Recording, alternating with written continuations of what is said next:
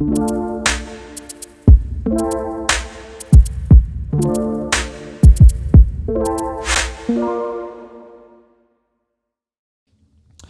welcome back, everybody, to another episode of BCS Community Connections.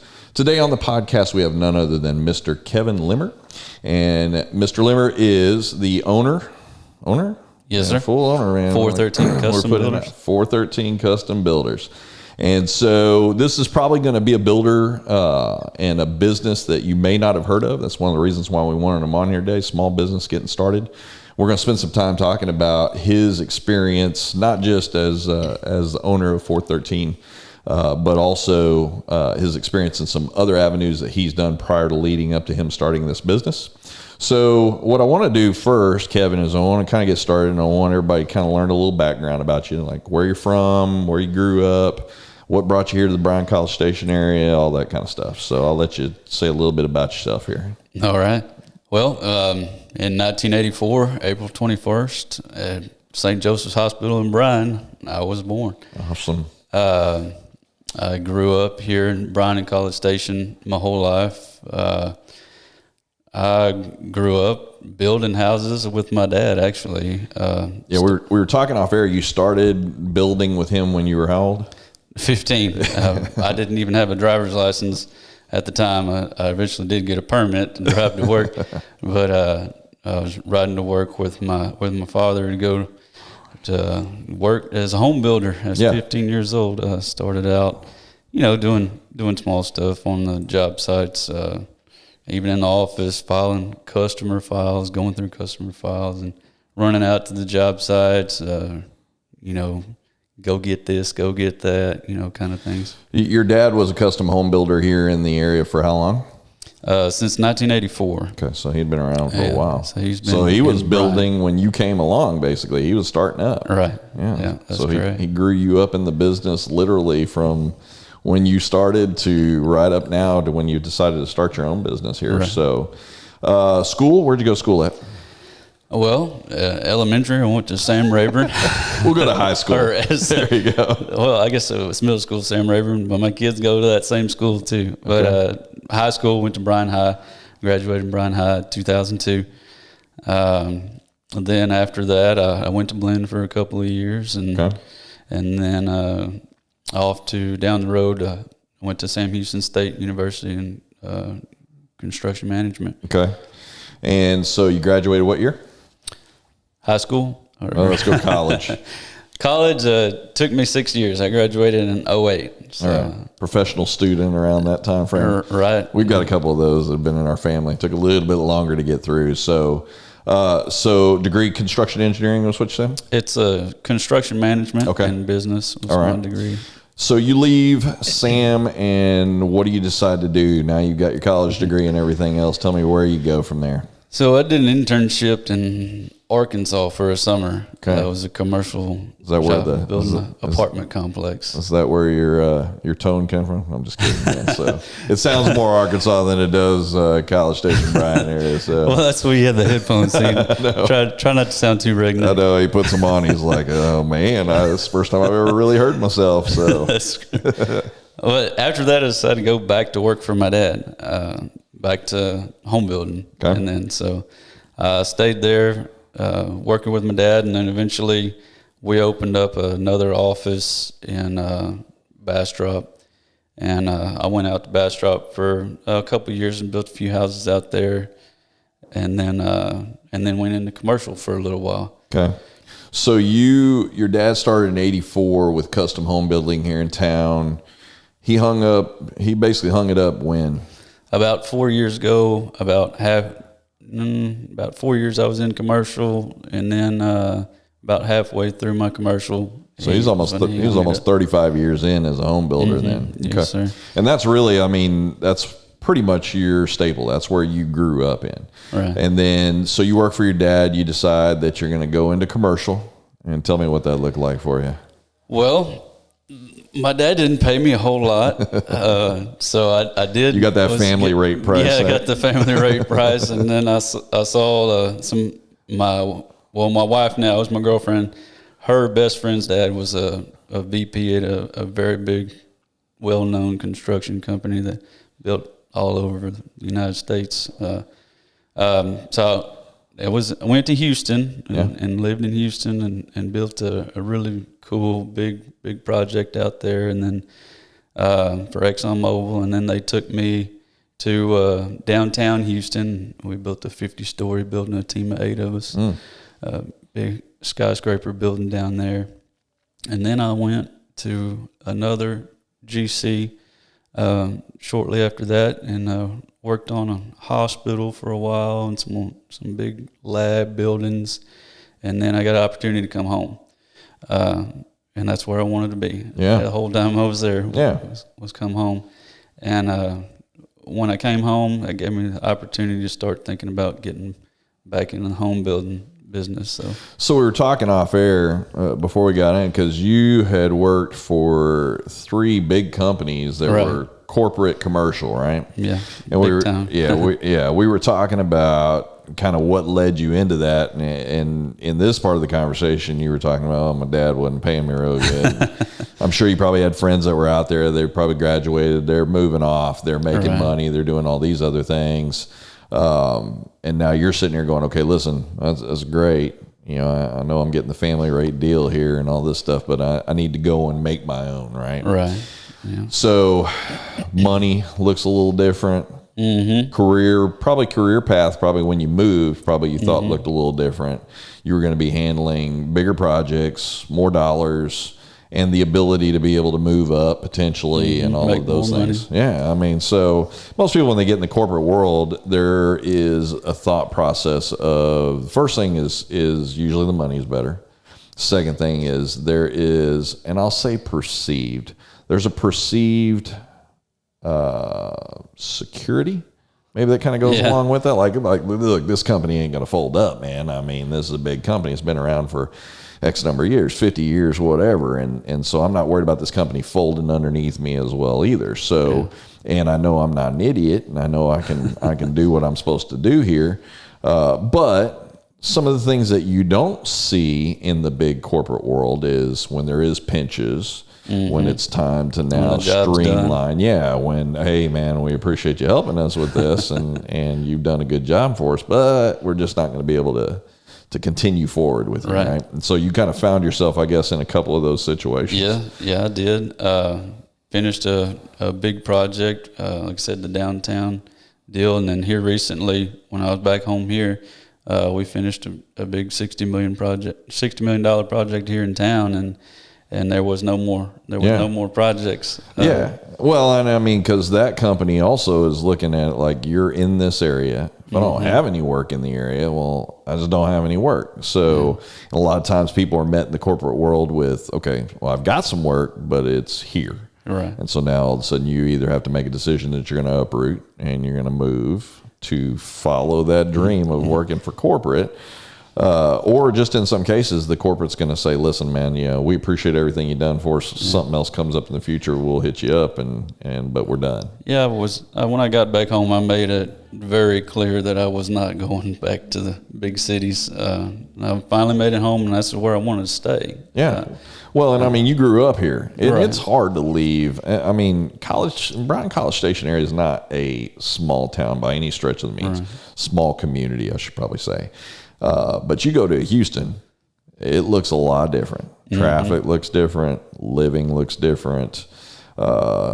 It's just a different world just in general. Now, I grew up, I kind of took my wife through the opposite side of it. I grew up in San Antonio, and we went, after we got married, my first opportunity to go run my own corporate world store took us to Childress, Texas, which was population 3,000. And my wife had never been out of San Antonio before and spent her entire life there. So we go from anything on every corner that you could want, big malls, everything else, all of her friends, family, everything's there, to middle of nowhere, people who easily talk with the accents that we were joking about earlier. And you got a couple of stoplights in town, and that's about it. And there's usually maybe a Walmart and Dairy Queen. Dairy Queen, that's what I was just fixing to say, man. There's always a Dairy Queen on a corner somewhere. So it was a challenge, but again, it was also that same deal. I can relate to the corporate world piece because it is the idea of big company that's not going to go under. They've been around forever. They've built their legacy. But in the world that you're in construction now, all of a sudden it's like, hey, job's up, man. We don't have anything else. And I don't want to say you've pigeonholed yourself, but you've said, look, I'm coming to College Station. That's it. I'm not about even like commuting every day back and forth for the next 18 months to build a project. So now all of a sudden it's like, okay, well, Kevin's made his decision, so we're going to move on. Yeah. And you went through that 3 times. Was that what you're saying? Yeah, 3 different big. Which started, which again is funny because it starts out with the security, right? Yeah. The money and the security, but the security is only as good really as the people who are your supervisors that have to account and answer to things and that type of stuff. So you come back to College Station, you've gone through the hamster wheel of corporate America. Now you've made that decision of like, is this time to do something else? Yeah, this is time to do what I've been wanting to do for a long time. Right. Did you feel when you were in the corporate world that you had that pull of the going back to that small, making your world a lot smaller and more impactful? You didn't ever want to admit it to anybody. No. But, especially not to your dad, right? Or the bosses on the country, on the corporate jobs too. Yeah. You didn't want them to know what you're really thinking either. Yeah. So, I mean, you've rounded out your experience. You did that for 7 years? Mm-hmm. Is that right? Yeah. So you've rounded out your experience on the commercial side. So there's a lot of information that you're kind of bringing back with you that you didn't necessarily pick up when you were doing the custom home building stuff with your dad. There was some really good. Everything happens for a reason. I'm really a big believer in that. One of the big things I think I took from it was one of the last companies I worked for was my favorite one. They don't just them logos. We don't just build people. We don't just build buildings. We build people. Right. Sure. And really learned a lot about human relations and took the Dale Carnegie class. That was a really big deal for me. That class is really incredible. Yeah. Now, I will say it has been maybe 25 years since I've taken that class, so I'm sure it probably looks a lot different. But that is one of those courses, man. If you can get into, and you don't even have to be a small business owner, or entrepreneur, or any of that stuff. That just in general, that class has the ability to find things within you that you probably didn't even know existed. Exactly. That's what I said. I knew there was a reason. Everything happens for a reason. Sure. So it was definitely a building myself as a person when I went into commercial. I don't think I would have been as far along without it. Well, and so in the world of working for your dad, while your dad is the head front of this custom home building organization that you're a part of, right? Right. That's the owner's kid. Yeah. You get that a lot. So listen, I there's some value in this, and I think this is important maybe for a lot of entrepreneurs that are starting their own business to hear. This doesn't apply to everybody, and I think kids are different across the board with everybody. But there's a certain level of when you bring your kid up in your business, especially if it's a small business, the smaller the business, the worse it probably is that you give your kid this, and let me know if I'm off base here since you live this world. You give this idea to your kid that this is how real world business works everywhere, right? And so things in a family-owned business are a lot looser, and there's not as much stress, and it's if I don't get this done, I'm not gonna get fired. I mean, it's my dad. I'm gonna get chewed out and get my iPad taken away from me or something. I mean, it's that kind of stuff. And then when you go off and you do something for someone else they don't have any investment in you other than the fact that they pay you an hourly or a salary, paid to perform, and that's it. Right. Mm-hmm. And now all of a sudden you take what you've known from dad's work, mom's work, family work, whatever that is, and you go over here. A lot of the times those don't translate well together. No. You start finding out real quick, like it's two different worlds. Yeah, man. Brother. Show up for work late, find out what happens. Don't perform and hit these numbers or expectations that are being put down for you, and you're not here very long. I mean, so I would say to people who are bringing your kids up through your small business, if you're an entrepreneur, to really take that into consideration. You are probably a better businessman today by going out and doing corporate America. Absolutely, 100% agree. To come back, right? So we joke around it all the time here. I came from corporate America into small business, right? So I already had structure and policies and all these things already built out in me for 30 years almost before I stepped into the business here. And then I brought that into here, and that really didn't translate real well either. But I knew it was something that we needed because we were getting bigger as a company as well.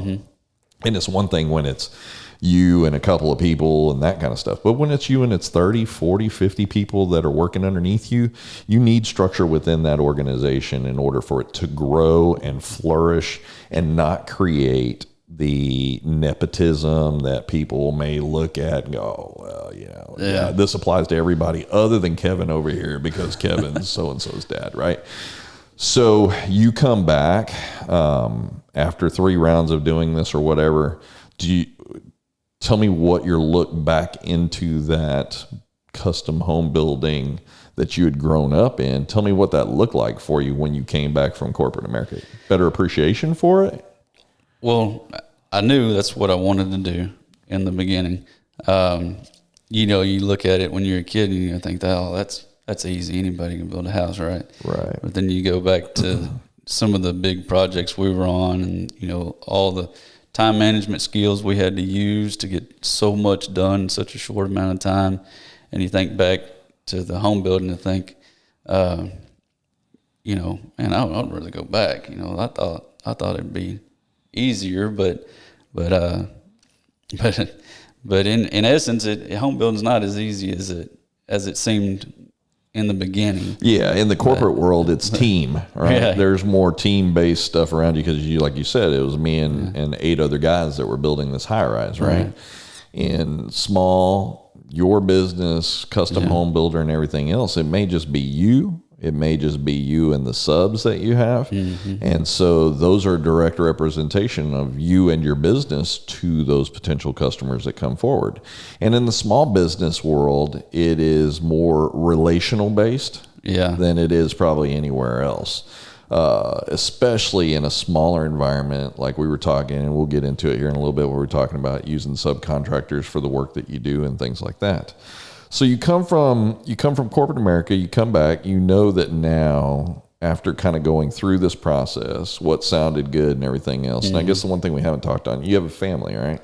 Yes, sir. Okay. Wife, kids? Yeah, I'm a beautiful wife, Amanda, for 7 years now. I think that's right. Okay. Or 7. She'll let me know when I get home if that's not right. So I got a 6-year-old as of this past weekend, a 4-year-old, and a newborn. That's 8 weeks yesterday. So 3 boys. We were hoping. She was hoping. I was hoping the last one would be the girl, and we were supposed to be done. And I'm done, but now she's having other thoughts. Yeah. So what you're saying is you'll soon have 4 somewhere. I don't know. I hope not. I hope not. The babies are a lot of work. Yeah. Well, and so 7 years you've been married. So she was with you in the corporate world. Right. Yeah. So she's the reason that I got into it. Yeah, honestly. I mean, so you talked about those 7 years of going and working in corporate. So as a man in society, we are challenged, and this will sound sexist maybe to some people that's out there, but you're challenged to the idea of going, look, I got to go out and provide for my family. Exactly. And not that, my dad's not over here looking out for me and my family, but I felt I can imagine that you walk away from your dad's organization to go to the corporate world in the idea that I can build something over here that will be self-sustaining for me long-term to bring my family up. Exactly. But then you probably also start looking at things like, do I want my kid growing up and going to school in Houston? And the time with your kids too. 60-hour weeks is not uncommon. Yeah, expected. That's the normal. 60-hour week. I mean, 6 to 6, 6 to 5:30 at the least. Yeah. Every single day, and the weekends and all that. So, that kind of brought me back to the home building too. At least you're a smart man to figure it out 7 years in, right? Yeah. I mean, so I've got a daughter. My daughter is 10, but my daughter is the reason that I left corporate Walmart, right? I still stayed in corporate. I still went to the next gig after that. But it was the idea of at 20 years with Walmart, I'm sitting there trying to figure out like, listen, I've got a girl, right? Like a girl, while there's a mother, daughter bond there, and you'll learn this one day when you have a girl. But there is something specific about a father's relationship to her daughter that is a necessary that has to happen. And so my daughter was born in May of 2011, and I left Walmart in July of 2011. And so I hung it up, crossed over 20 years, and I was like, I'm done, man. I'm out. Yeah. Like I can't be present and do what I need to do as a dad and make sure these kids are well-adjusted, good humans that I'm putting into society down the road. I don't want to be the reason why they're in therapy somewhere down the road. You know what I'm saying? So I totally get the idea of, man, how do you pull all this off? And at 60 hours in a week, man, you get done at the end of the day and you come home, you're like... Is dinner? Nobody's ever exactly. Nobody's ever going to say, "Where's my me time?" as a male in this deal. Although there are probably some that go out there, go out and I'm going hunting, I'm going and doing all these other things. But again, that's at the expense of your family. Right. You come home and you're trying to be present and involved in all of this other stuff. I'm going to cook. I'm going to clean, put the kids down, and it's like Groundhog Day. You start this deal all over again every day. Yeah. Exactly. And so it's a grind. And also in the corporate world, there's a lot of times, man, that you're not just working a 5-day work week. Hey, man, we're on schedule. We're behind. We're going to need you there this weekend. It's going to rain on Monday. We're going to work on Sunday. I mean, all those kind of things that can wreak havoc, right? Right. And this rings true not just in the construction world. This rings true in a lot of people that are out there listening to this thing right now. So they're sitting out there going, man, I can relate to that. So even in the retail world, I can relate to where it was that pushed you back and wanted, you wanted more, I'm sure, for your family. And for me, it was the idea of what's more valuable. Is money more valuable or is time more valuable, right? Because you can put a dollar amount on a dollar amount. You cannot put a dollar amount on time, right? And they grow up so fast. Listen, man, the one thing that anybody can tell you, and I've had some very wise mentors in my career, nobody goes to their deathbed and says, man, I wish I'd have worked a couple more hours. No. Right? They all say, I wish I had more time with my family, my wife, my daughters. I wish I would have spent more time here. I wish I would have done these things, right? But you don't recognize all that until you're way, way down the road, and all that damage has already been done in that process. I'll be there at the school thing, but I'm going to be 30 minutes late. That's the way it is. Man. I mean, it's a constant balancing act of trying to figure out where do you plant yourself, and then I'll walk you down the road a little bit more here. Then you decide, okay, I'm going to do this for myself, man. I'm going to start my own business, start building custom homes, and we're going to get this thing up and running. And then you got the entrepreneur that's coming out of that corporate world that's sitting there going, I don't want to do these 60, 80, 100-hour work weeks anymore. But then they start realizing, listen, man, it's not exactly a 40-hour work week doing this, especially getting it up and running. It's been a lot of work. Yeah. A lot of work promoting it and getting the name out there and letting people know, hey, Kevin's back in town, and I know he knows how to build a house. Right. He built our house. He built our parents' house. Yeah, I mean, so you still have a reference that goes back to you dating back to your dad when he was running the business and building houses for all those years. At almost 35 years, and you being a part of that for almost half of that, probably a little bit less maybe, but you get this opportunity to see start to finish. You get to see interactions with your dad and the customers. You get to see how he makes things right, how he takes care and walks these people through the steps of idea, plans, how he builds trust. Yeah. I mean, there's so many things that are. I mean, you are in the industry that a couple, an individual, is going to spend the single largest amount of money on in their entire life. A home purchase will be in most, we're talking 98, 99% of most people's life will be the largest purchase they'll ever make. Right. And they're trusting you as the home builder to be able to give them what they envision, right? Sometimes those don't always cross up real well with each other. Somebody walks in and says, hey, Kevin, here's what I'm looking to build. I want to build a 4,000 square foot house. I'd like it to be on 2 acres of land. I'd like it to be somewhere in the country, so it's kind of nice out there and I don't have a lot of people around me. But I only want to spend about $150,000. And you're going, okay, well, I am not your huckleberry on this, So we need to make some adjustments. Yeah. How big a house? Get something you can still get something you can still like, but yeah. Did we forget to move that decimal back? You said 2,400. Was it supposed to be 240? So you're in the world of, man, really. I mean, in a lot of cases, and again, I think you probably saw this coming up with your dad. You're in the world of making people's dreams come true. Right.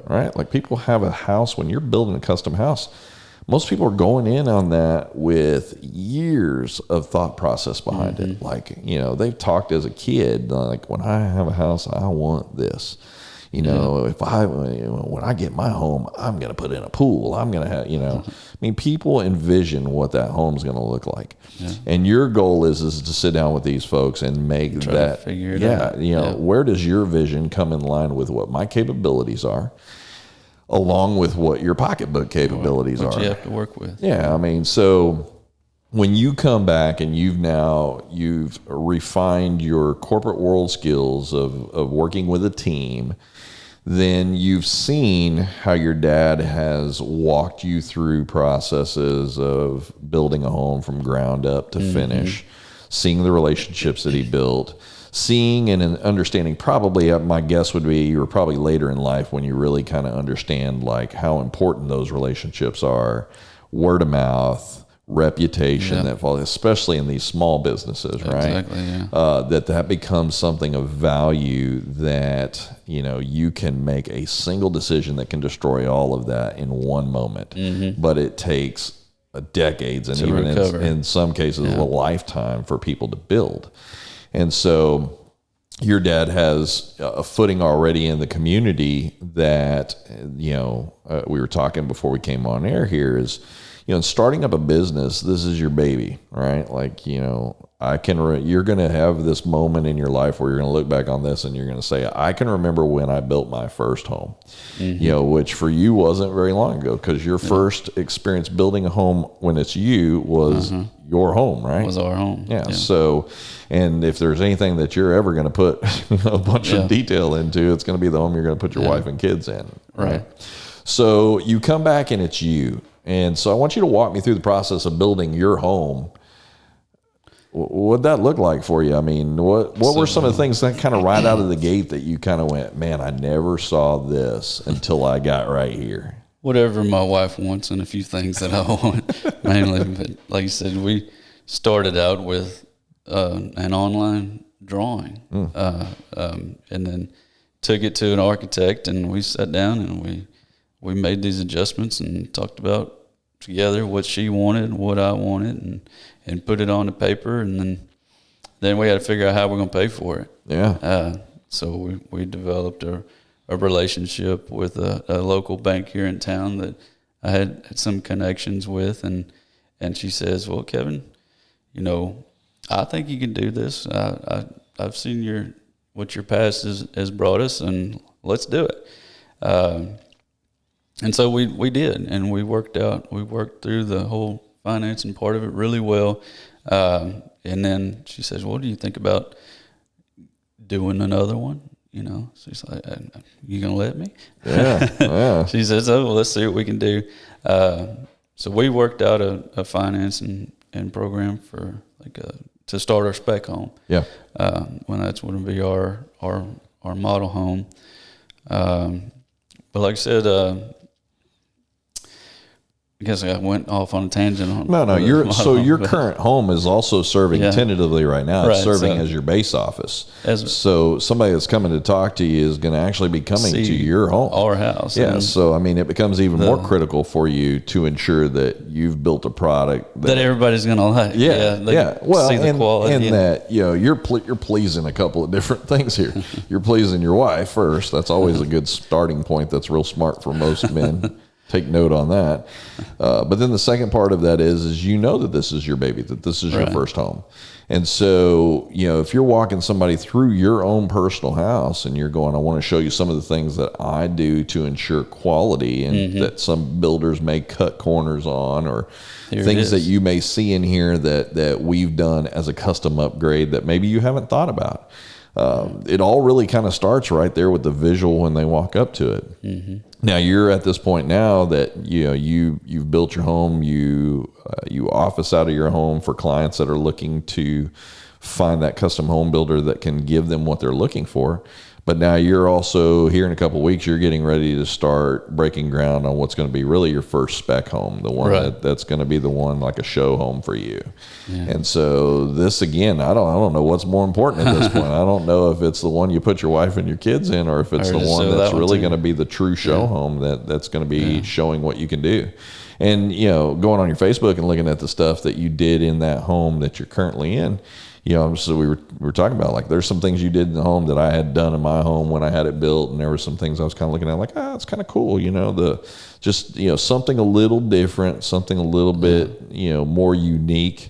And when we talk about, custom home builders here in Bryan College Station, where we sat down, I was saying, you are at the point right now where you're trying to find a footing, right? Right. There's a little bit of footing in that. Listen, I'm coming as the new custom home builder here to town, but I'm not really new. I've been doing it for a long time with my dad, and I've got, not only is this my reputation that I'm putting on the line building for you, but I'm also representing my dad that I work for as well too, and continuing that legacy of what he built here in the Bryan College Station area to ensure that continues to go. So I don't think we talked about this earlier. Your dad's business, his home building when he was running it, was Southwest Home. Yeah. So, I mean, do you feel that weight? Feel a little bit of that weight? Not just the fact, I mean, as an entrepreneur, there's this weight of like, I just need to feed my family and make sure there's enough money coming in to pay the bills and everything else. But do you feel the extra weight from making sure you do right? Be as good as he was. Yeah. Or better, right? Or better. Yeah. I know. I've building, learning from him. He said, Kevin, that's the most important thing that you're going to do is build trust with your customers. Yeah. I went to houses that we built 12, 15 years ago when I worked with my dad. I said, Dad, that's not in warranty. Why are you? He said, well, the way you look at it is if you go out there and fix something we did 12, 13, 14 years ago that's not even in warranty, that's a relationship. Yeah. I mean, that's a relationship you built with those people 15 years ago, and they're going to talk good about you, and they're going to send more people. Yeah, it might have been a little out of pocket to go out there and fix that little thing that wasn't under warranty, but hey, they sent their neighbors over to us, and to be as understanding as he is, and I never met a single person that didn't trust him. Yeah, he just has a way of a soft tone voice of talking with people and really building trust, and not only just building trust, but providing, keeping the customer happy the entire job. Because there's lots of things that could come up during construction, and you really got to see the client's point of view. What is really the problem, and what do we really need to do to fix it? Yeah, and how can I take care of this for you without me having to come back to you and say, yeah, I can take care of it, but it's going to cost you X now. I mean, I don't think there's probably never, if you've built a home before, there's probably never a time that you settle on a price that ends up being the actual ending price, because things change during that build, and people have an idea, when they sit down and they're talking to that builder and they're ready to pull the trigger and get this thing going. They sit down going, this is what I want to do. Then it starts coming to true face value. Like, you start seeing it built up, and then you start looking at it going, man, we should have done this. That's going to happen. I mean, here's a great example. A great example is my wife and I, we decided that we weren't going to have carpet in any of the locations of the house except one room in the front, which was the guest room, and we were going to put carpet upstairs. And the longer we sat on it, now this thing, again, we ain't even got floors really in there at this point. But at the point that we're sitting there, we start thinking it over. And one night we're just laying in bed and I'm like, man, I don't know. We got 3 dogs. Yeah. Probably not a great idea, even though it's a guest room and, the upstairs is our kids area and all that kind of stuff. It's probably not a good idea to have the carpet. I think we should just take it out. Oh yeah, you're right. Okay, well, I'll call our builder and we'll go ahead and get that done. Call the builder.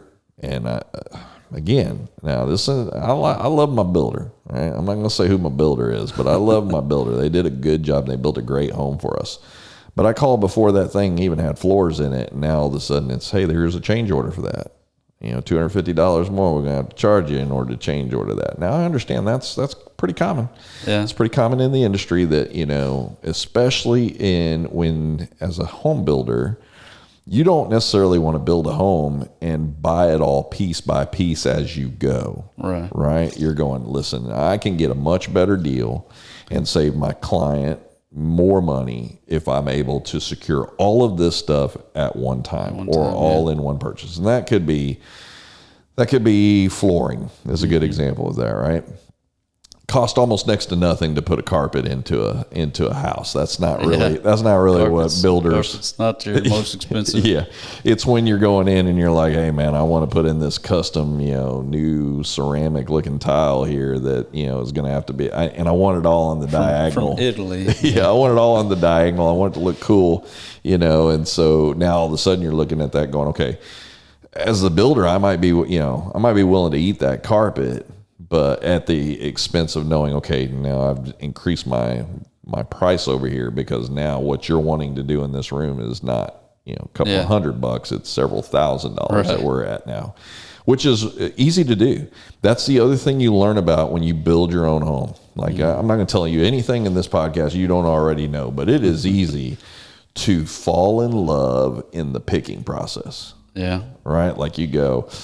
And that was the toughest part for us, man. Like we sit down and they go, you want this faucet? You want this faucet? You want this faucet? Bit more. Yeah. And you're like, oh, I really like that one. Okay, that's $57 more than what we quoted you on the deal, And you're like, that's $57, man. Who cares? Yeah. But if you get 10 of them. Yeah. And now all of a sudden you're going, okay, now, man, I know that light fixture doesn't quite look right with those faucet picks, and I really kind of want to carry that into this room. And, it's amazing. We spent a solid day, and I'm not kidding you, a solid day on picks, just picking out stuff we wanted in the house. And again, sitting right there, stuff in front of us, being able to look at it, but then we get a certain spot in the house and stuff would start going in, and we look at it and go, is that going to look good? I mean, this becomes the value also of having a custom home builder that is able to not necessarily just be a go-along. Like, hey, man, I'll build you what you want. Yeah. You want this to go against this? I'm just telling you, this is going to look a little odd. Give us good recommendations. Yeah. I mean, if you have a custom home builder that is a yes man, you probably have a wrong builder. Right? I mean, because there needs to be something said when with your experience when you're building a home that you're going to run into this problem, or you've learned about that customer through this process, and that client at some point is going to go, man, I should not have picked this. Yeah. And you're sitting here with a pallet of tile ready to go down, and they've made a decision that's not the tile that they want to do.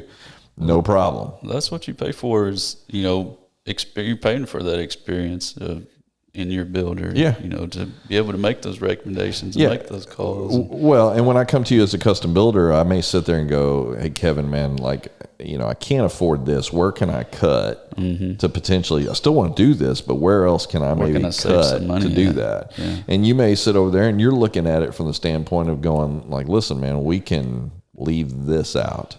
Yeah. Or we can reframe this a little bit different to give you the space that you're looking for and still be able to save you that money and it not cost you anymore. That's what we did on our house. We built it very conservative. We spent money in the living rooms and the kitchen and the bath, where it really counts. But then, if we want to save a little, hey, maybe we'll save a little in the bedroom here and there, Yeah. Maybe. And those dollars can add up quick, especially if it's just like, listen, we can save you a couple of $100 if you go to this fixture change as opposed to this fixture change, and then that money can be moved over here to accommodate this. There were several things, and you're talking about like what your wife wanted in the build, right? Like I'm building what she wants.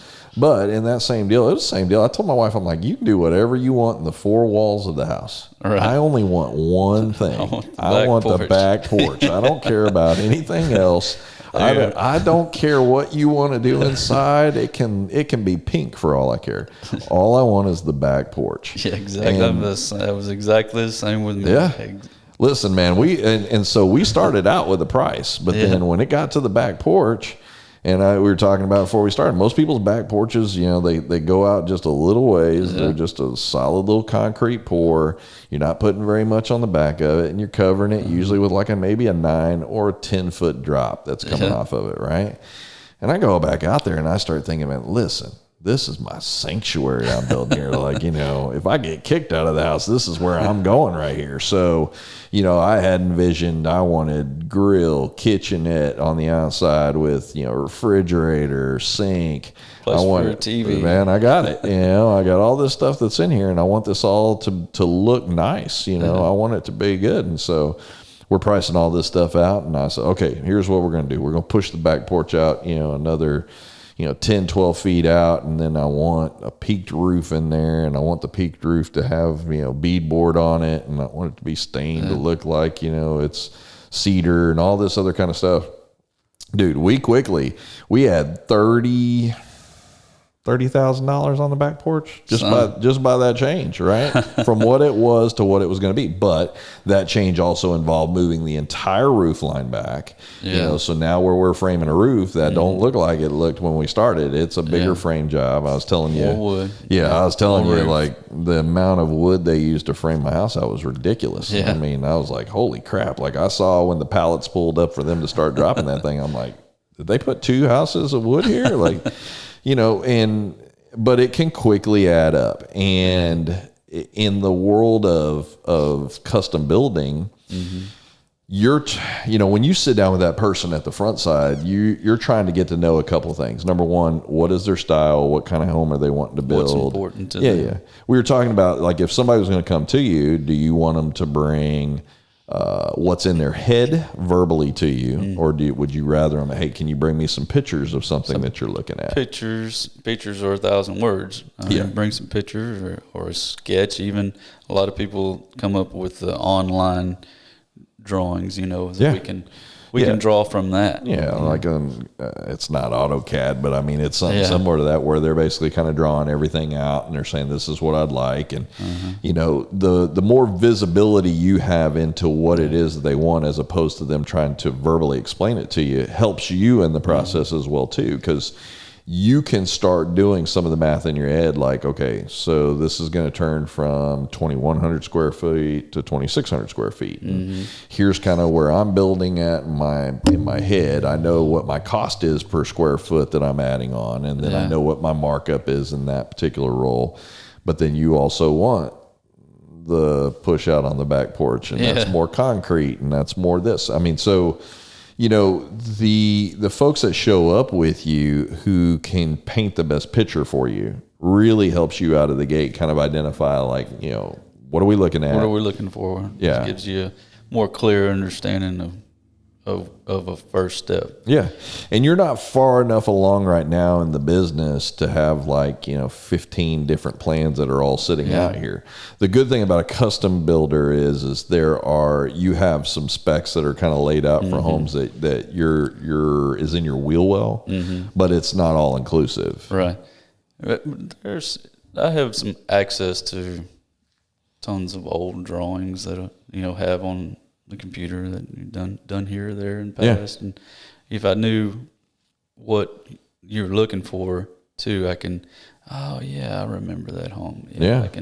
I can picture, like yesterday's couple came over and they had a picture on their phone, and I looked at the picture and I said, I know that exact. Well, you're in the right spot. I actually have it upstairs in the office, printed out. Nice. Let me bring it down. We laid it out on the bar area there, and it was like, wow, that's exactly what we were just looking at. Yeah. Well, minor changes. Sure. Like you said, get a big picture and then figure out what you like, what's important, and then, hey man, I think we want to make the dining room a little bit bigger so that we can fit a big table in there. Okay, yeah, so we'll draw it out to where your dining room's a little bit bigger. Yeah. If the bedroom is important, or the master closet size, figure out how we can make the master closet a little bigger, or a lot of people like their laundry room to connect to their closet, to their master bath and bedroom. That's a real popular thing going on right now. A lot of people like. So hey, let's pick this drawing that has that already. Right. That has that walk-through closet going in. Another big thing is the open concept. Back in the early days of my building with my dad, open concept was not a concept. Was not a concept. Yeah. I look at some of those old houses and think, why did we build it like that? Yeah. And today it's like, Yeah. today is, you have the Jack and Jill's, real popular, the kitchen and living room open. Like I said, make it look big. Yeah. Make it look big when you walk in, and you might still have the same square footage, but you have, you can utilize the space better and make it look bigger. Well, I'm surprised really, like so in the process of building homes, we looked at a lot of homes, right? What surprises me is how much space is usually left up on the top side, like attic wise, when you're building a house. And something as simple as, popping a ceiling up, and instead of making it, let's say it may be 9 or 10 foot, then some of them will do the stacked, where you're offsetting those levels. You could have 2 or 3.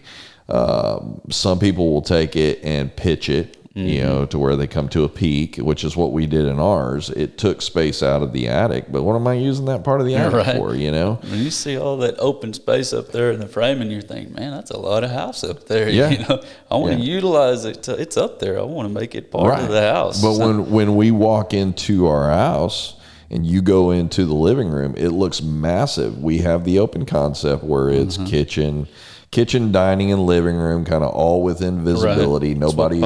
Nobody's left out of anything. They're not around the corner like in the old styles. But we also have high ceilings that are pitched up in there that when you walk in, it just feels larger than the actual square footage that's in there as well too. And again, didn't cost anything extra to do because it was really just a part of the material build that we were going to do.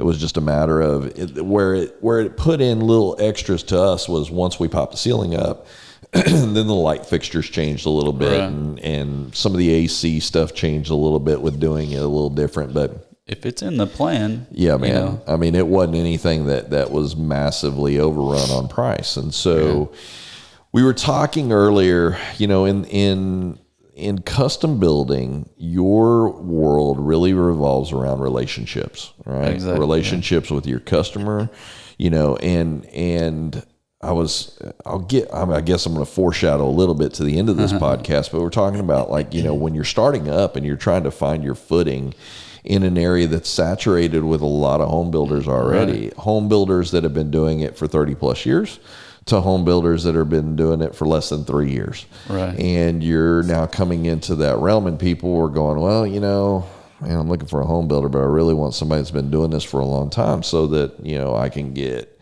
quality, or I can get my warranty, like you said, on the backside, that they're going to back up everything that they've said. And a lot of that is built with people when they first start researching that. It's not necessarily that I go in there and start typing into Google and say custom home builder in Bryan College Stationery. It really starts with people talking about, hey, I used X or I used Y to build my home, or they go out into the market and maybe they're going out on a open house weekend, or they're going out during parade of homes and they're looking around going, ooh, that's cool, that's neat. I cannot tell you how many houses during parade of homes that we went out and looked at, and then some of the builds were phenomenal. but so are the prices. Yeah. You know, and that really quickly kind of changes where you're at. Like, I love this house, but I don't love this house $200,000 above my price that I can go, you know. And quite honestly, for a lot of builders that are out there, they may not even get a shot at talking to that customer when they get that price. Because listen, you ain't showing at Parade of Homes your low end model home. Yeah. Right. You're showing some of the best stuff that you got with some of the highest quality stuff that's in there. And that's what people need to understand. Is that process is built around really spurring customers who want to step forward and build something, not necessarily like this, but it's just the idea of, hey, here's what we can do on the top end side. Here's what we can do. And so when you're standing in a Parade of Homes, most of what you're looking at is, this is extreme, but we can come all the way down to here. Yeah. But even in some cases with my wife and I weren't even entertaining talking to some of the ones that were way above where we were at, looking at them going, how's this guy going to come down $200,000 and build us a home similar? Right. Because I mean, there's a certain reality check that kind of comes along with it, and a bigger reality check that comes along with the idea that materials don't just stay at the same price. Yeah. You know, materials are moving constantly. Lumber's crazy right now. Yeah. I mean, so, and if somebody's coming to you saying, hey, I went and talked to Joe Blow Builder here, and he can build this for me for $170 a square foot in this neighborhood. And you're over there looking at that neighborhood and you're like, he's a good man. You know, good luck. I hope that works out well for you, because I can't build it for any less than 180, you know, and knowing what your numbers are, knowing what you need to pull out of there, because you don't build a home as a custom builder to break even. That's not the goal here. I mean, that's what it feels like. Yeah, it's a business, right? And so it's the business of, listen, your home build helps me move to my next home build. Right. And so in the startup world of building custom homes, man, that's really how it has to go. You got to sell one to do the next one. Exactly. Yeah. And then after you've done enough of those, now all of a sudden, instead of running one at a time, you can run maybe two or run three. And that's obviously where you want to get to, but it's also relative to what you introduce into the market. What people want to take you up on what you're introducing into the market with your home. And then when they leave that transaction with you, when it's all said and done and you've finished it and here's the keys and y'all have closed it all out, that you've left a calling card with that individual. That's like what they say. Yeah, like you said earlier, like your dad going back and fixing stuff. You know, most homes are on a 10-year warranty at best, right? Yeah. Like, we'll come back and fix X, Y, and Z in 10 years or up to 10 years. This is only covered for 1. This is only covered for 3. This is only covered for 5. Listen, if you can find that home builder that goes, listen, I know we're a year past or 2 years past, like you said, and they're willing to stick their neck out for that, dude, there's a lot to be said for that. Because if your dad treated his customers that way, then what do you think you're learning to treat your customers That's exactly right. I want to be the same. Yeah. And it's not like, okay, well, my dad used to do 2, 3, 4 years past, so instead of 10 years, let me give you 12, 13, 14 years. It's still 10, you know, but call me and let's talk about it. Let's figure it out, you know, because your intention is to stay here forever. Right? So it's not like you're coming out of this deal and just going, listen, man, sorry you bought the house for me and it sucked, but I'm well down the road. I'm building many of these other homes. That, unfortunately, is kind of what it feels like when you get into custom home builders that have been doing it for a long time, that maybe have lost focus on that, that they're more concerned about quantity over quality, that they're more concerned about, listen, it says in our contract 10 years. Yeah. Right? I mean, it's on paper. You can sue me, you can do whatever you want to do. I'll bring that contract with me. The paper says, But when it's in the early stages of their, you know, every long-term home builder wasn't. Right. I mean, I really want to make that statement clear. Somebody had to start everywhere. Everybody had a starting point. They weren't big from the get-go. They built a single home to start, and that was their bread and butter that started their legacy for a big home builder. And there are a lot of them doing a really good job right now. I mean, they're in the market and they're doing a good job, but there's a lot of men that I can think of that are no longer around. Right. and they're no longer around for multiple reasons. You know, maybe quality suffered. Maybe they didn't have as high expectations. It wasn't as important to kill it and bring it and drag it home and leave a great taste in somebody's mouth when it's all said and done long term. And then they just went, listen, man, I've built 1,200, homes in my career, and if 100 of them are pissed at me, so what? I mean, that's the unfortunate part is you're standing behind what it is that you put out there, right? And if you're not going anywhere, they're going to see you at the grocery store. They're going to see your kids at school. Your kids may even go to school together. They may have whatever. the same class, or who knows? It's a small world in a small town. Yeah. So as you build that legacy, your legacy is built one house at a time. Right. And you're, so in the foreshadowing of why is somebody going to use you as opposed to that long-term builder, what are the advantages to a long-term builder versus somebody that's getting in right out of the gate? Well, they're really not that big of a gap difference. Right. They may have some different relationships that they've built. They probably have some different referencing points where they've got maybe subs that they use. But what is funny is most people don't realize a lot of the custom home builders all use the same subs in some cases, right? They're just, this team's going here and this team's going there. A different brand. Yeah. So some of the subs that I use now are the same subs that, my friends that I went to high school with, their dads own the company that they've taken over in essence and still working with them. I mean, from, just long-term relationships, and those guys know the other guys that are local guys, that are local subs, and sometimes you don't even need to go to the job to work something out between subs, and they work together in the field, and that your concrete guy works with the plumber well, and your electrician is always there. You know that because you've been around them for so long, and I've grown up with a lot of them, and I know who's the good guys to use, and who's not, and who's not. And, it's when you have a sub, it's very important the builder to know that you can trust the sub, much like the homeowner trusting the builder. Yeah.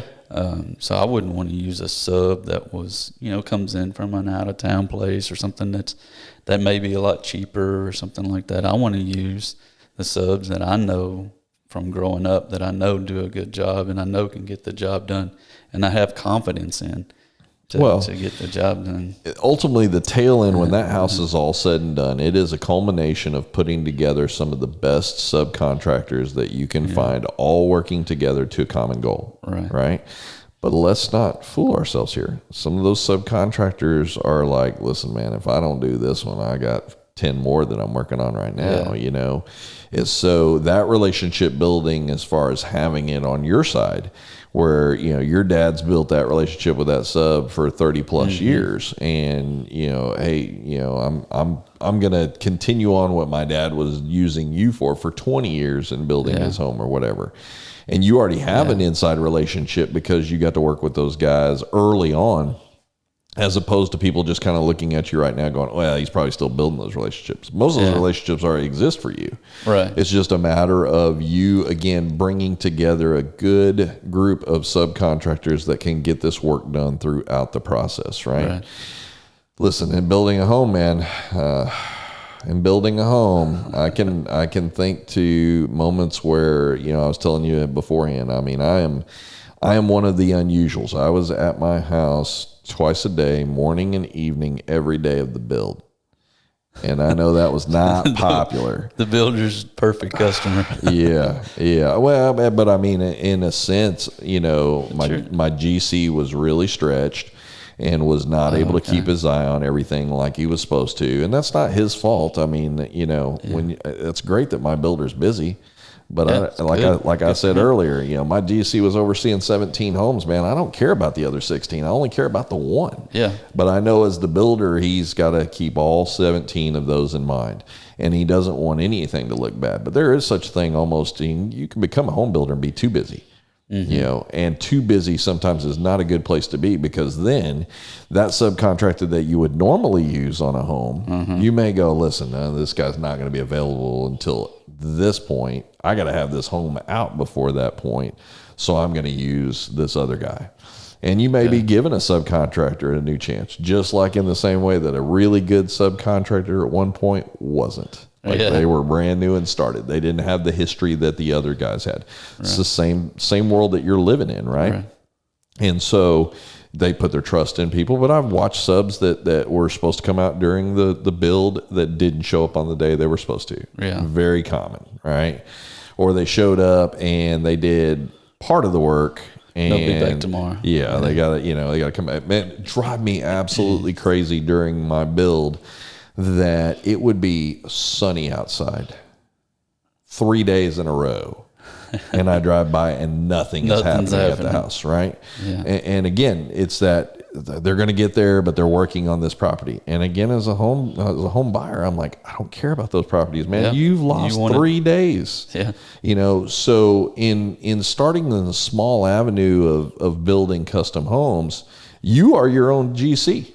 Right. So it's no longer this idea of, you know, I get the owner, I get the owner that's the GC, I get the owner that cares about what the final product is and ultimately is going to have his hands knee deep in the middle of all of this. If not anything, if I'm looking to build a custom home, it may behoove me to look at somebody who is smaller as opposed to somebody that's built 1,000 of them, because I'm probably going to get better quality work out of the idea that this person is more invested in my home for it being a successful sell through and happy customer and everything else. May get better communication. Yeah. I mean, listen, if I build 100 homes in a year as a huge builder here in town, and I got 3 customers that aren't happy about their home, so what?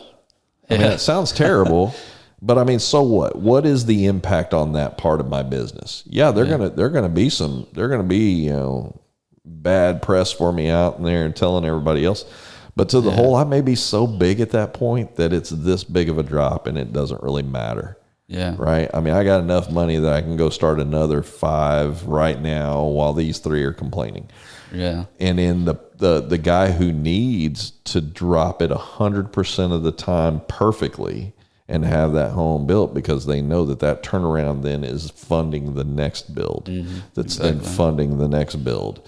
Now all of a sudden you're sitting there looking at it going, listen, man, this is why you can't have that one person. Yeah. This is why you're going to want to go with a smaller, you know, startup, because I'm going to give you, I got the same plans. I use the same kind of software those guys are using to build those plans. Same subs. Same materials. I'm buying materials from the same places. There's only so many places you can get the materials in town. Yeah, I mean, where are you really falling short by going with startup as opposed to going with big long term?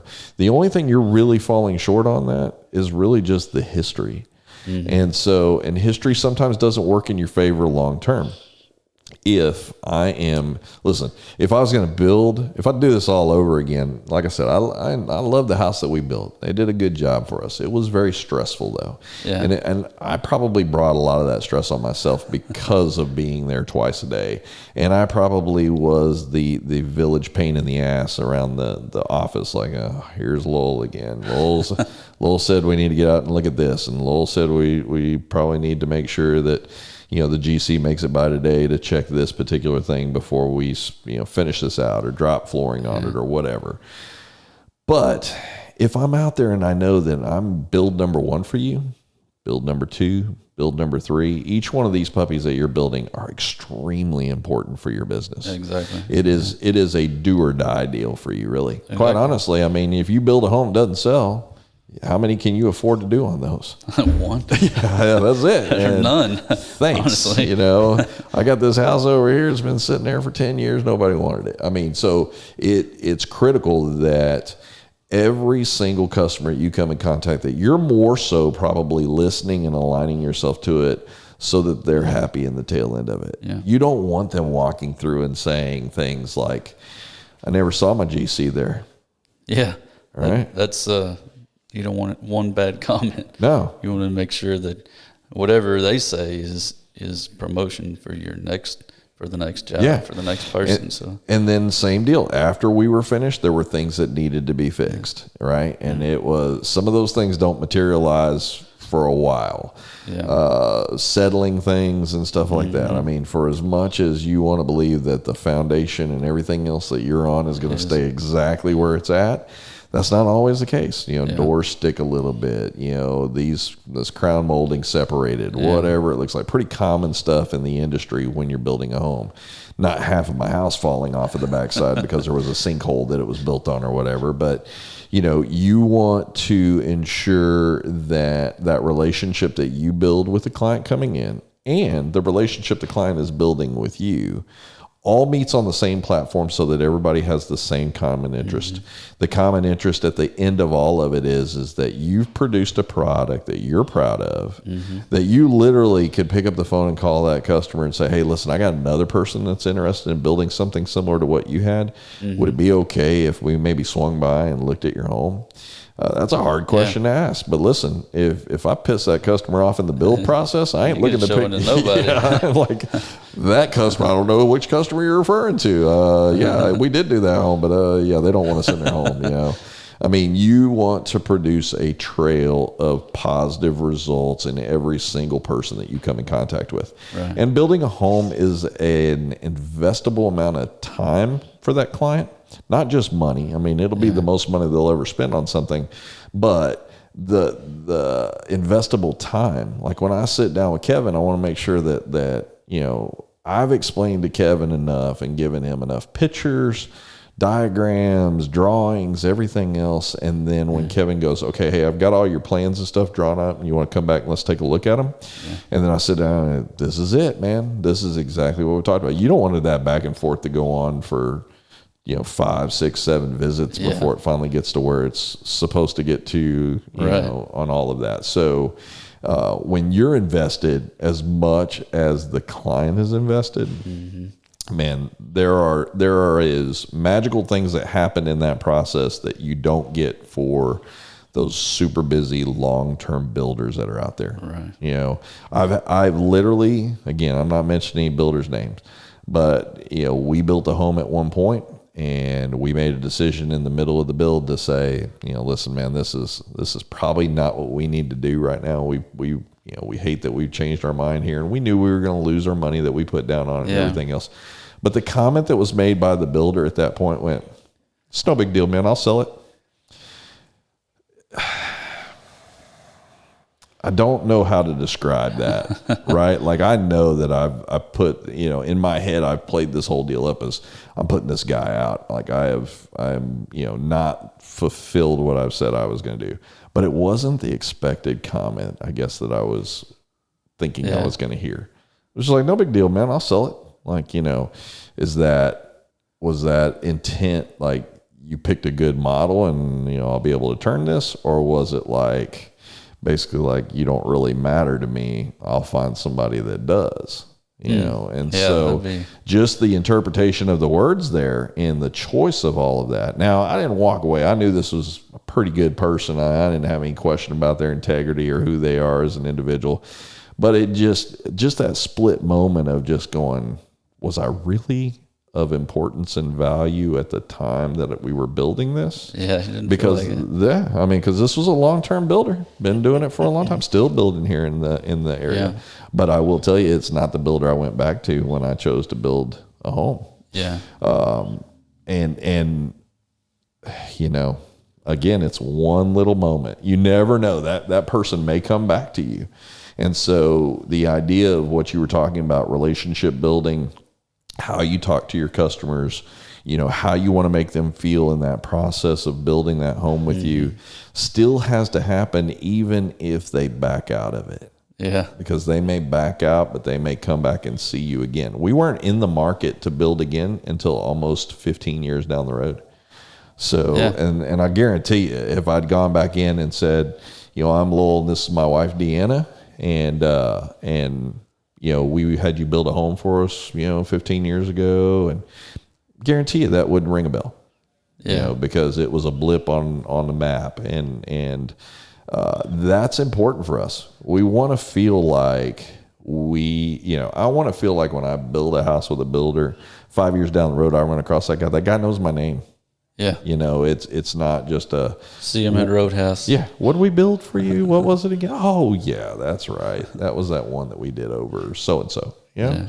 And it's easy to get lost in that mix too. And then that is also the thought of what happens 11 years down the road when I'm past that 10-year warranty. My dad said you always got to keep the funnel full. So you may not have that guy, may not be somebody that's going to build right now, but if you have that funnel and you have those customers, those clients in there, eventually they'll trickle through the bottom. So as he says, kind of like you said, if you want to build 15 years later, you might be that person. Yeah. You put them back in the funnel, make sure that they're happy and they feel important. Well, and even in that particular situation, for us to walk away from that, it was financially, we just kind of had this awakening of like, is this really where we want to be financially? We thought that was where we wanted to be. But then when it became really real and there were walls up on this place and we were walking through it and everything else, and we're getting close, I'm kind of sitting there going, man, and that house today, so that house we were building for $250. It was over in Pitton. Never mind. I won't say where it's at. I may give away the builder. Anyway, it was $250,000 in a very upper scale neighborhood, right? Right. That house today easily is worth $550, $600. Oh, I know. And we didn't look at when we built it to go, what's this thing going to be valued at down the road? But we built it from the standpoint of we want it to be a certain way. We came with a vision of what we wanted. I came with a vision of an office. I wanted an office in it. The house I just built doesn't have an office in it. So what's changed in my life from then to now has even changed really what my need was. Right. I didn't have a kid at that time. So my thought of building that house didn't have anything to do with working around a kid, So, the circumstances change for people. People change locations and change houses because there's maybe new need and circumstances that have changed. There's a lot of circumstances that changed in 2020 for people, where a lot of folks were looking to downsize or they were looking to get out from underneath something that they had, or even in some cases sell a house to pull money out. And then that money may be used to build another house that's smaller, so that they can still have a new home, but also either lower their payment or not have a payment at all, depending on what they had in that first house. So there's a lot of people in the market, and you kind of fit in this model of where right now your builds are going on mostly in Bryan, right? And that build is it Green Branch? Green Branch. Tell me where that's at. It's off of Steep Hollow Road. It's about right in the middle. Whether you're coming from 1179 or you're coming from Elmo Whedon, it's that hard 90 is right there. That's Green Branch. Yeah, and you're definitely not confined to a specific location here in town. You can, you can find 30 miles out is probably about where we want to be. But if you're in town, find a property, come and talk to me about it. Just like anything else, you can go and talk to the owner of that property about, hey, I know you got this sales sign on it, or even in some cases, it's a builder that doesn't have a contract on that deal. I see all the time that builders swap properties or buy properties from other builders, so that they can get into an area. Now, in some cases, there are communities that are being built that are specific to specific builders. Like they want these particular builders in this particular neighborhood or whatever. So there may be a little bit more squirreliness that kind of goes around that to put a custom builder in there. But your properties really as well too, mostly what you envision. You're not looking at like a little quarter-acre lot that you're really building on or whatever. No, most of your properties are going on bigger, a little over an acre lots. Yeah. So in the world of what it is that you've moved into, you now get an opportunity to take what we said earlier, learning what was in corporate world, bringing that customer relationship and building into that. You had a good mentor from your dad that brought you up in the business so that you got to see what a custom home builder looks like that's been doing it for a long time as well too. And now going, okay, this is me. This is my name. This is my family's name. This is the legacy that I'm continuing on from what really brought me back full circle really to you. You started in it, But at that same point, it took a full circle moment to bring you back around to it. And so when we sat down, the one thing we didn't talk about is we didn't talk about the name. So let's save that to the end. So I told you when I was first researching it, I was going 413 Custom Builders. Like, what is 413? So I'm going to let you talk about where the name came from. Yeah, you mentioned before. Is it a birthday or a date? Yeah, it was like, it's an area code. They're from the 413 area code. Yeah. So I had to do a lot of convincing to my wife to finally get to build her trust to go into the home building. She said, "Oh, we'll do it in a year. Do it in a year." I was like, "All right, dear. This is. I mean, what if you named the company, kind of? So get her involvement in it." There you go. And so she came up with 413 Custom Builders, and I said, "What did you call it? Homes or something else? Something else?" And finally, I just, "Okay, dear, it's 413 Custom Builders. That's what it'll be." And so how she came up with the name is Philippians verse 413. Mm-hmm. We can do all things through Christ that strengthens us. Yep. So she said, part of this thing is all happening for a reason. We really feel like, where I started and where I went and the turns that we took and getting back to where we really wanted to be was for a reason. And then when this thing really goes full throttle and, we're paying the bills off of it and it's our family business. Yeah. We know why. Yeah. Really. Yeah. It was always be a reminder in our head of why this actually worked out, why those people came to us, and that that's the reason it was really meant to be. So yeah, so I'm a religious person. I don't spend a lot of time talking about religion on the podcast, but there's a reason why people go through certain things to get them back around to certain things, right? In the same sense of, I sat here and I was telling, I think it was Brittany that I was talking to, and we were talking about when I left Walmart, I took a 2/3 pay cut to go to my next job. Most people are not in their right mind going, I'm going to go from 100% to 33% on pay, right? And I can remember telling my wife, and at this time, my wife and I jumped in 11. So my wife and I had been married 15 years at that point. No, that's not right. My wife and I had been married almost 20 years at that point. And I'm telling her what my plan is, right? Like, I'd been talking for a while about making a change, but just couldn't bring myself to do it. Then same boat. Then my daughter comes along, and it was really obvious at that point for me. But to convince your spouse that you're going to make, a third of what you were making, pretty tough sell, right? But my wife I'll never forget this. My wife was like, "We'll figure it out. We'll figure it out. We'll make it happen," right? Not met with, "Have you lost your mind?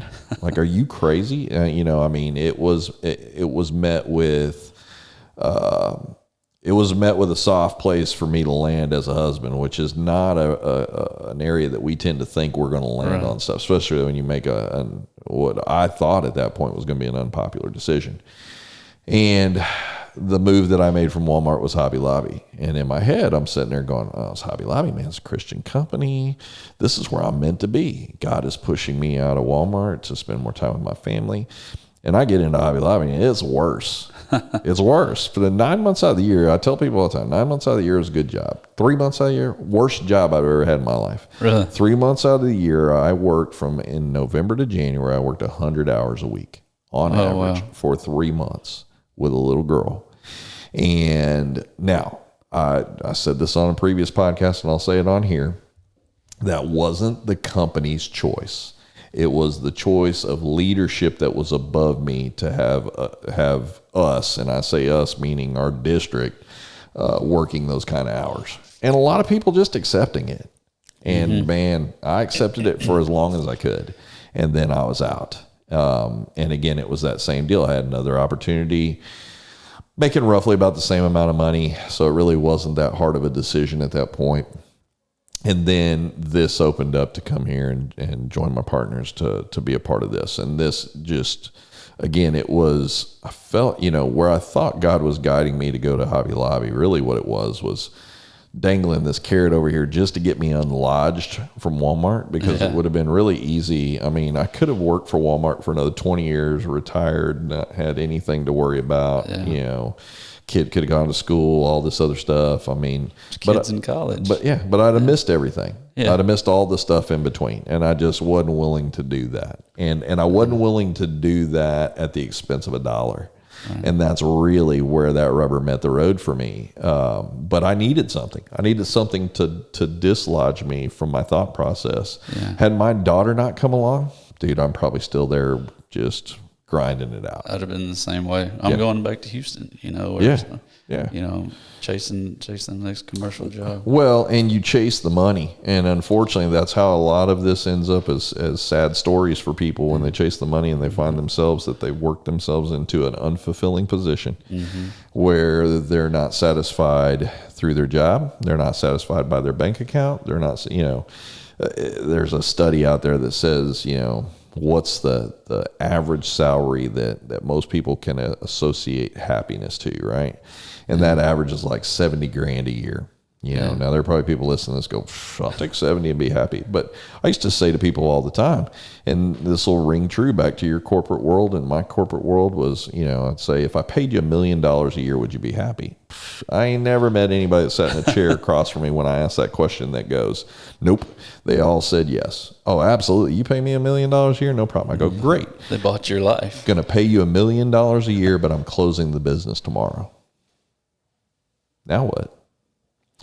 You can say you made $1 million, but you're at the mercy of the business. Yeah. And that's a great analogy to that it's only as good as the business is, right? Or they lay you off, or whatever that looks like. So, you can jump for the money, but ultimately, it's at what expense?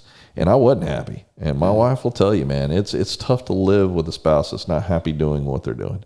But she stuck it out. She stuck it by me. And I know that there's, I tell people a lot of the times in the retail world, man, you can take a list of the people that are in a store, the management that's in there, and you can find a bunch that are single, a whole bunch that are divorced, and very few that are happily married. That's the same in commercial. Yeah. It's just it's not conducive to a good relationship. And so, running your own business can be stressful. And it can be up and down, and it can be all over the place when it comes to how the money looks and paying bills and doing all that other stuff. Yeah. But if you're rooted in a good place, not just rooted with a great partner. I think we probably both can say we've probably been blessed in that avenue, right? But rooted in a good place, meaning, I'm going to let him make the decision for me that this is the right move for me. If this feels right, not feels right like feels good, feels right like there's a I don't want to say a shove, because I don't necessarily think that God always just shoves people. I think it's just a nudge. I think that kind of happens. Yeah. And when you can base all that back in that realm, then all of a sudden money is not the place that makes you happy. Right. It's not the thing that drives you to be successful. Success is really kind of an overused term in industry to begin with, because success can look a lot different. For me, I come from a broken home. I didn't have a good relationship to look at. My mom and dad divorced when I was 2. So success for me is being a good dad.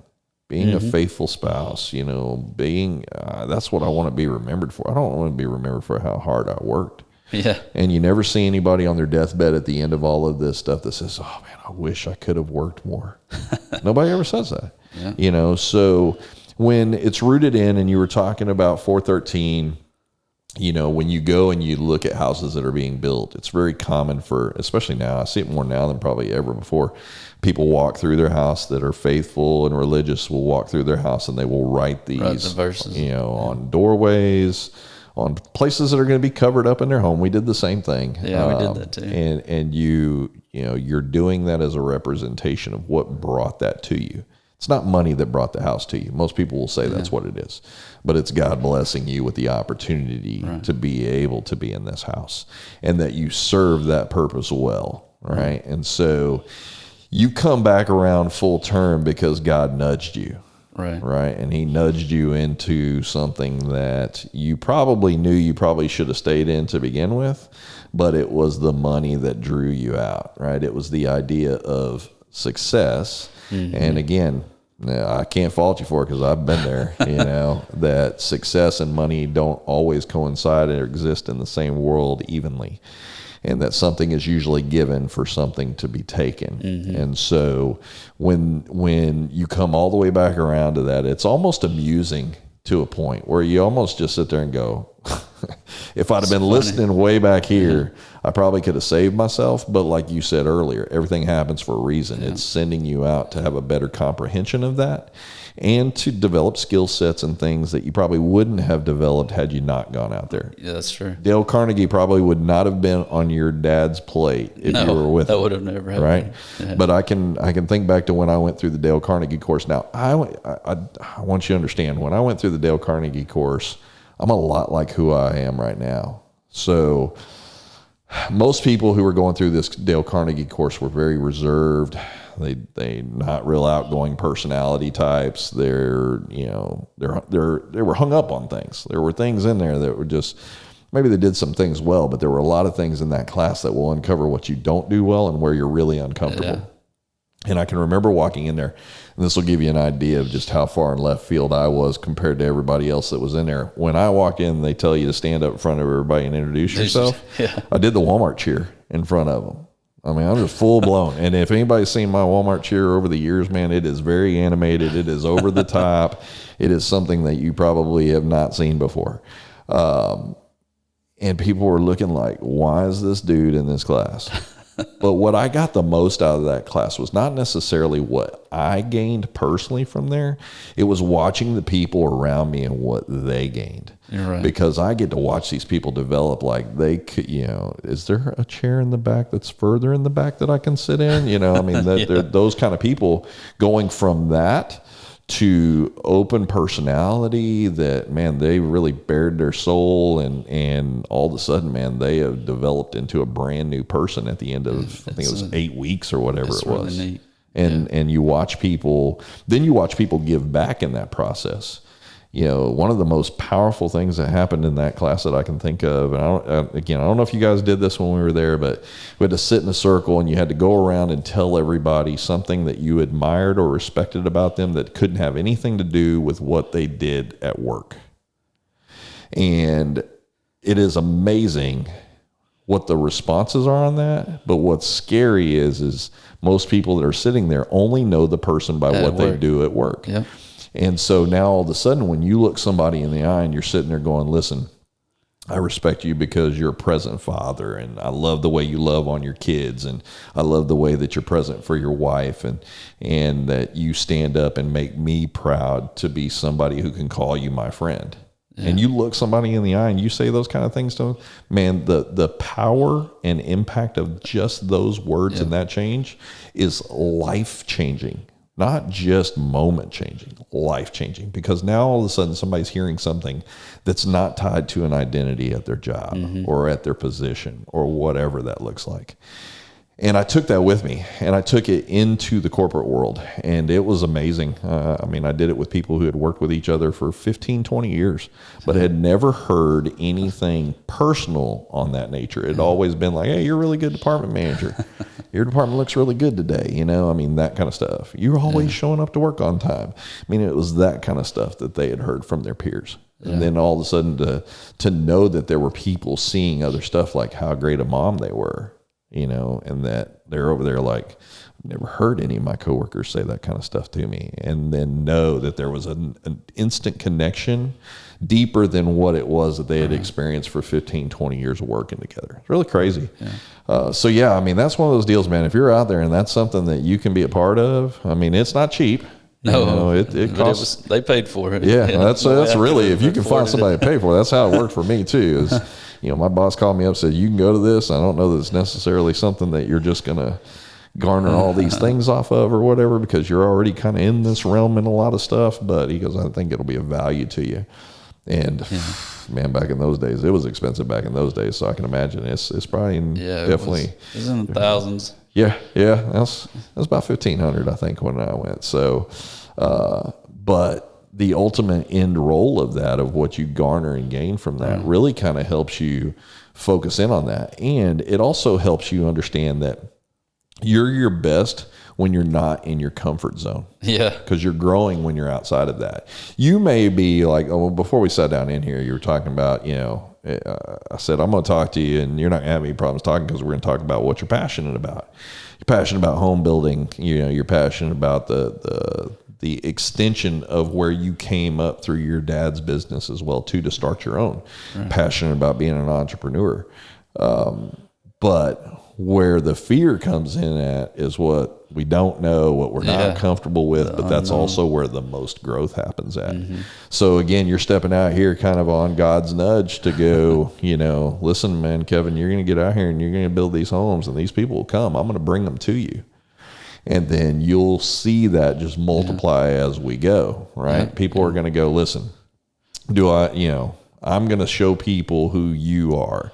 People are going to come to your doorstep, but I'm going to show them that you're a man of your word, you're a man of your faith, and you're a man of backing up everything that you're going to promise to them. Yeah, that you're going to promise this to them, and you're going to live in that promise, not for 1 year, 3 years, 5 years, 10 years when their deal's over, that you're going to live in that promise to them that this is what you want your legacy to be. Right. And that legacy then will be an honor to pay me back. Right? That's crazy, right?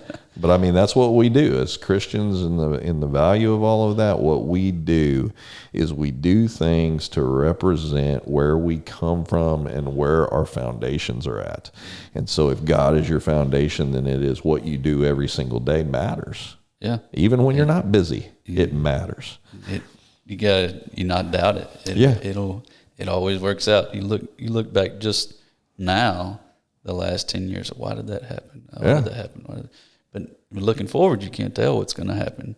So you just got to have that faith and like you said, live on the edge. Well, I mean, listen, you and I are part of a group where people had to close their business down. Yeah. Right. And it's probably really easy to sit in that moment, especially if you're a person of faith, and go, why did you let my business fail? How am I going to pay the bills? We just had a baby, Dude. But like you said, 5-10 years down the road, that'll all materialize. It'll all open itself up to go, if I hadn't done this, if I hadn't brought you to this point of closing your business down, you never would have seen this other opportunity.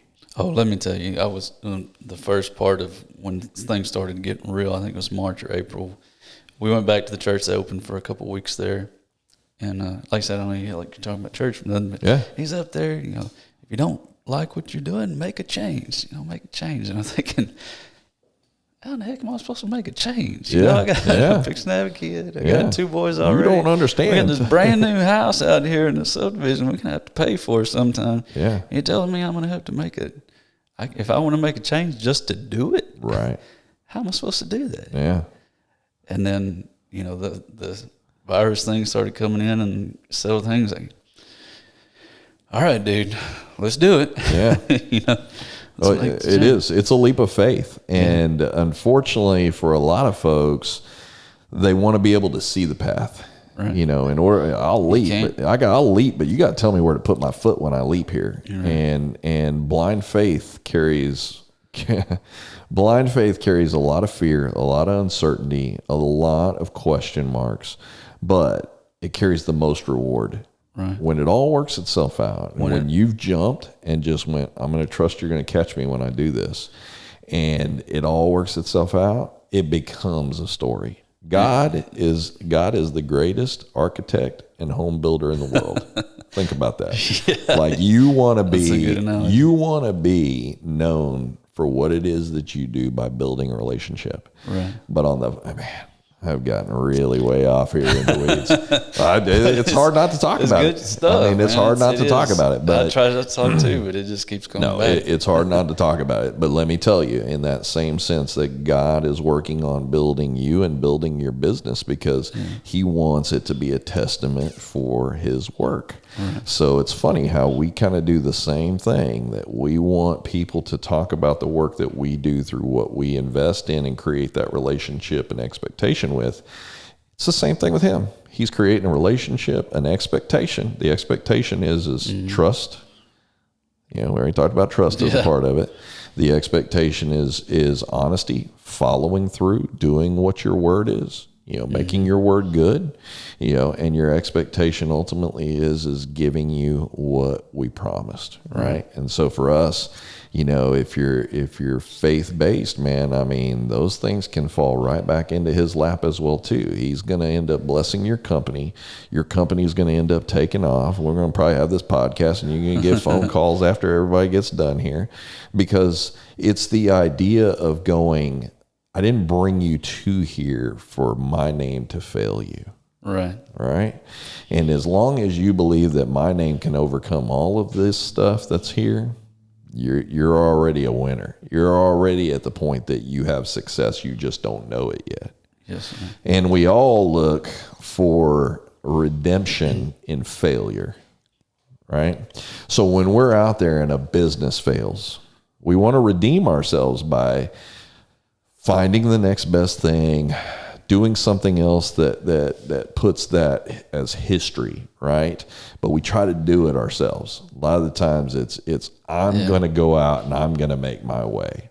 And the reality of that is seeing it at face value for what we know is easy to do. That's how we're built.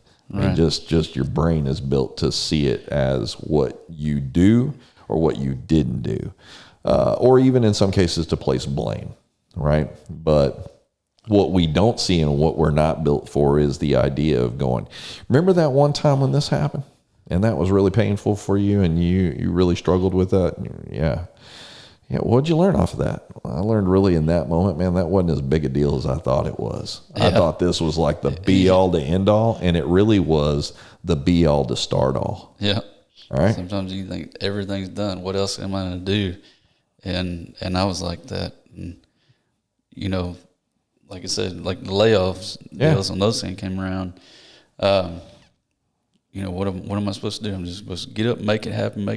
But like you said, do I hold a grudge against these people for doing this, or do I thank them for? Yeah, I mean, look, if you're 5 years down the road and you're busier than a one-legged man in a butt kicking contest at this point, you're going to know that happened to get you here, because you probably wouldn't have done it if you were successful. If they kept offering you other jobs and other places to go do, and you're still in Houston and you don't want to be in Houston, and your wife doesn't want to be there, and your kids are now in high school, and you're missing all of those things, and everything is just scooting along past you, right?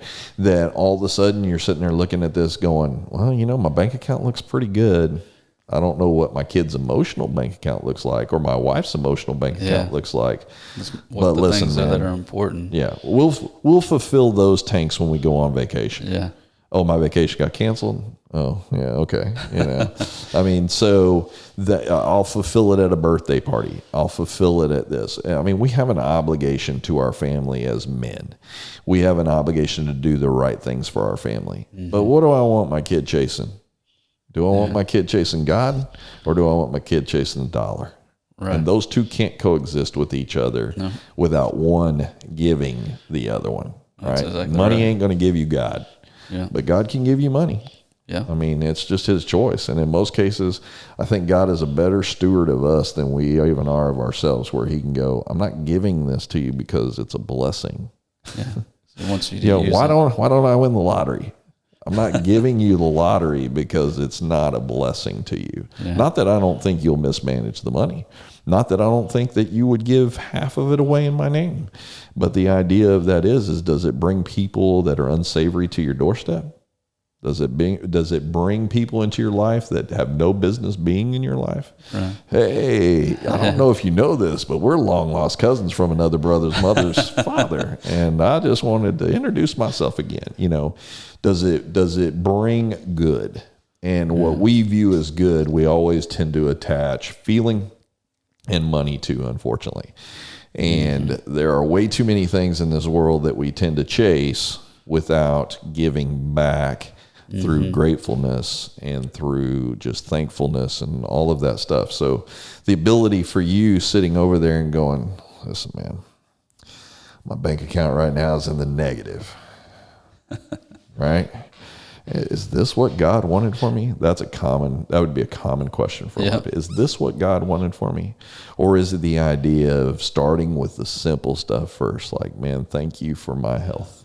Thank you for letting me wake up today to see a negative bank account that doesn't place value on who I am as a person. Right. Thank you for letting me start this business that failed to show me that I can make it through a failed business, and that I'm not injured. I'm not hurt. My pride might be hurt, but my pride also is the thing that keeps me further away. Mm-hmm. So, these are the pieces of the puzzle that will reveal itself long down the road after we're gone. But you'll be able to look back on it. It's easy for me to look back on it now because I still see my friends who, the same guys that were at Walmart when I was there, are still there. Still there, still. And I know they're making good money. I know their wives are putting up with the hours. I know that all of those things are still happening because I know that company hasn't changed. Yeah. The only thing that changes in that company is people. Mm-hmm. That's it. They get new boss, they get, new regional, whatever. Mm-hmm. But the business is the business. Yeah. But the one thing that I learned when I left, because I thought when I left that I was so valuable to the company that they couldn't replace me. It was already done. The next day they had somebody in my store running it. Yeah. And they had somebody in the role selected within 2 weeks. I know that exact feeling. And so never feel like you're above the idea that you can be replaced in anything that goes on. Yeah. But it is the idea, do you put your identity in that thing? Mm-hmm. Before we came on air, we were talking about kind of what spurred this podcast and how I changed it and everything else. And unfortunately, there are people who are entrepreneurs that put everything into their business. It's man, I'm all in. And maybe that cornerstone doesn't exist for them. Or maybe it's not what's meant to be. They're trying to push that and make what it's supposed to be. But they're pushing so hard that they've blocked out everything else, including God, right? And their family. Family, everything. I'm going to make something happen for me that is going to be brought to my doorstep because of how hard I worked. Right. Yeah. And then the identity gets tied to the business fails, therefore the identity fails. Mm-hmm. And when you don't know who you are anymore, then you start thinking all those dark thoughts. They start becoming the things that drives your decision making, right? Yeah. So it's important for people also that are out looking for a partner. If they're looking to build a home, if they're looking to invest their biggest amount of money, that they have somebody who has a core value as well too, and that has a cornerstone that they are building their business off of that is not based around money. Yeah. That's based around relationship, experience, trust, honor, with everything that you do in a day in, day out basis is met with a gratefulness of just opportunity that I'm still here another day to do this, that I get another day with my family, that I get another day to maybe impact somebody who wasn't expecting me to impact them today. Right. Right. So I've impacted people who don't do business with me. So what? Right. I mean, I don't need people to do business with me to have impact. I need people to spend time with me to have impact.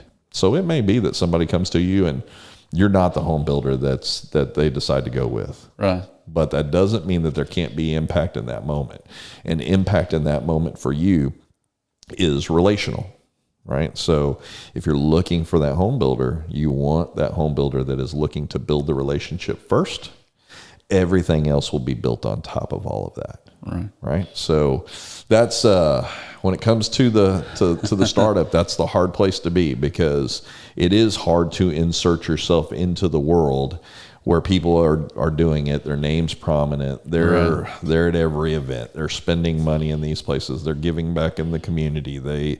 Everybody, oh yeah, I know that person. I've known that person. They've been here. They built my parents' home, whatever. Yeah, they had to start. Yeah. They all had to start somewhere. Yeah. And so you will be that story in somebody else's, reference. Somebody will look at this 30 years down the road and they'll be sitting there going, oh no, man, 413 built my home. They were the ones that came in and brought this in. And that may not, listen, it's common for names to change. It's common for logos to change, all of those things. I mean, you got to start somewhere and then you work it from there. So let's wrap this thing up for you, man. So if you guys are in the market and you're looking to talk to someone who has really a tremendous amount of experience, just in general, I mean, when we're talking about construction, whether it's from the residential side, whether it's from the construction side, he's bringing all of those things back in play here to start his small business up. And he's working to get started so that he can make his footprint here in the Bryan College Station area. I'm going to encourage you guys to reach out to Kevin over here. So let's talk about how they can reach you. So your phone number, let's start with phone number. Phone number is 979-324-2187. That's correct. All right. So is that directly to you? Directly to me. There you go, it's man. my cell phone. You go right by the nightstand. Right to his hip. He'll be able to help you off of that. You do have you don't have a website yet, but you do have a Facebook page, right? Yes, sir. Okay, so Facebook page, they can find you at 413 Custom Builders on Facebook. And then your physical location, which you would prefer that they call before they show up, because remember, we were talking earlier in the podcast, his physical location for his office is his house. So give him a holler, set up an appointment where you sit down with him and talk through kind of what you're looking to do in the community as far as building your home. He's out there at 6434 Juliet Trail over there in Bryan. So he'll be able, again, to bring you into his home office there, sit down, toss around ideas, talk about pricing, be able to talk about location, really giving a vast bit of information to that person who's maybe just trying to figure out where they need to start. So, and by all means, man, we wish you nothing but the best in the future. I know that God's got his hand on you, and I know that it'll be a great storyline for you somewhere down the road. Just in the same way, you'll find your kids will end up probably working in your business, the same deal. Family business. Yeah. And then, so again, kind of that same deal. I don't know that necessarily your dad did you a disservice by saying, go do the corporate stuff. He probably did you a bigger favor than you probably ever did. Oh, 100%. I would have never done. I probably would have never done it. Yeah. And probably reignited your passion that you really didn't probably know at that point. Mm-hmm. So if there's one thing I know about having a kid, man, is sometimes that hard-headedness just has to work its way through before you can really kind of figure out what it is that you're passionate about. Right. So, but I appreciate you coming out today and sharing your passion with us and talking to us and sharing your story. Yes, and I'm glad you had me. Man, we'll give somebody the opportunity to come and make a story with you and with your family and with your business that they can then tell to their friends and family to pass that on. So again, one more time, 413 Custom Builders. You guys need to reach out to somebody. Kevin is your man over here. We appreciate you coming out today, Kevin. Thanks for your time. Yes, sir. Have a good day. Guys, it was good. Thanks for joining us. Thanks for having me.